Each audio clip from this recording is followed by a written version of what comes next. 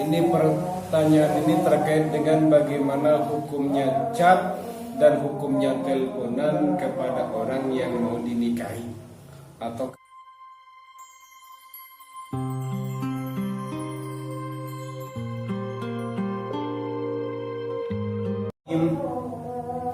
pada malam hari ini saya akan mengulas terkait dengan pertanyaan yang ada di channel Ma'had At-Tamimi. Assalamualaikum warahmatullahi wabarakatuh. Kiai, saya mau tanya lagi. Saya kan sudah siap menikah dan saya pun sudah ke rumah wanita yang saya mau nikahi. Terus sekarang saya chatan, teleponan, apa hukumnya, Kiai? Ini pertanyaan ini terkait dengan bagaimana hukumnya chat dan hukumnya teleponan kepada orang yang mau dinikahi atau kepada wanita yang mau dinikahi sama dia atau bahasa kita tunangannya. Kalau berbicara komunikasi, sejatinya komunikasi ini hukum asalnya komunikasi, baik secara lisan maupun secara chat atau via SMS, itu hukumnya boleh-boleh saja. Cuma hal ini beda lagi ketika objek chatnya itu adalah seorang wanita. Nah, disinilah hukum itu berbeda. Kalau berbicara hukum komunikasi SMS-an, chatan, secara umum sama hukumnya, boleh-boleh saja. Cuma yang menjadi masalah itu adalah bagaimana ketika chatnya ini atau komunikasinya itu adalah lawan jenis. Dalam konteks ini karena yang bertanya laki-laki, berarti dia chat sama tunangannya sementara tunangannya perempuan. Nah, maka ternyata ada beberapa referensi di situ, diantaranya ada dalam kitab Bariqah Mahmudiyah halaman 7 volume yang keempat. Kemudian juga ada dalam kitab Al-Mawsu'ah Al-Fiqhiyah volume 1 halaman 127.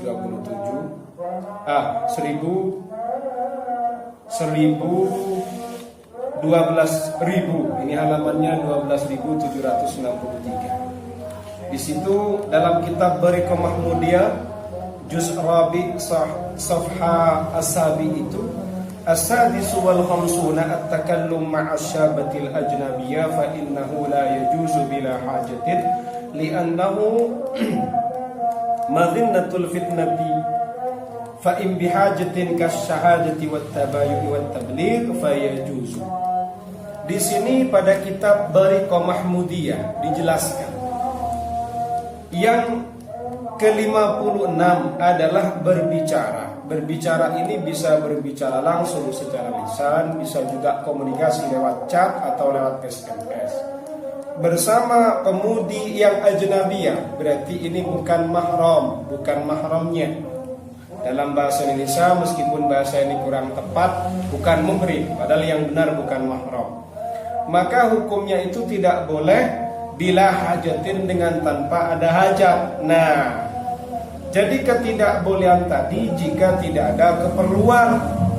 Kenapa? Karena di situ nanti akan ada fitnah yang akan lahir, yang akan timbul dari chat atau SMS atau komunikasi kalian bersama lawan jenis kalian yang dia adalah bukan mahramnya. Begitu. Saya pakai kalian karena di depan saya juga ada santri-santri Ma'had At-Tamimi. Jika ada kepentingan seperti kasyahadah, seperti menjadi saksi atau mau diminta sebagai menjadi saksi atau dalam hal untuk persaksian, wattabayu atau urusan jual beli, wattabligh dan menyampaikan informasi yang penting, fayajuz maka boleh. Yang dilihat berarti kalau kembali kepada penanya, chat dan komunikasi yang Anda lakukan tentang apa? Kalau itu urusan kebutuhan, misalnya urusan ngasih tahu kepada pihak keluarganya dia terkait dengan jam tayang atau hari di mana hari pernikahan mau ditentukan, itu boleh. Tapi kalau bukan urusan hajat, itu hukumnya tidak boleh. Ini dalam kitab Bariqah Mahmudiyah.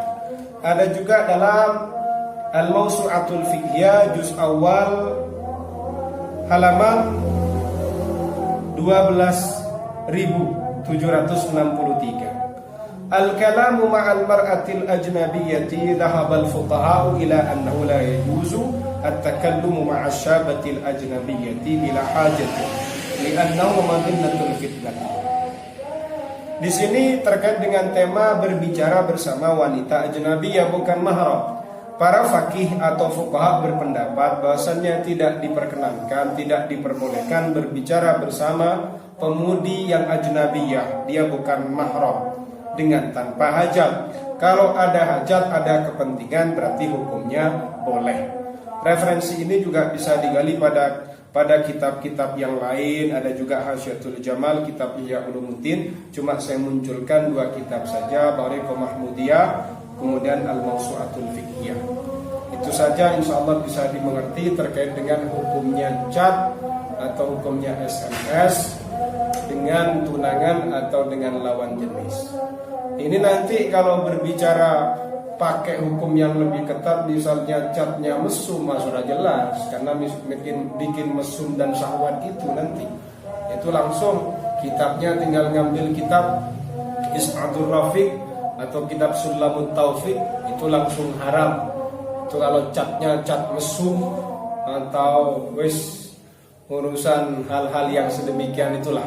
Saya kira Sofi lebih paham, Imam lebih paham terkait dengan urusan cat-cat yang berbau seperti ini.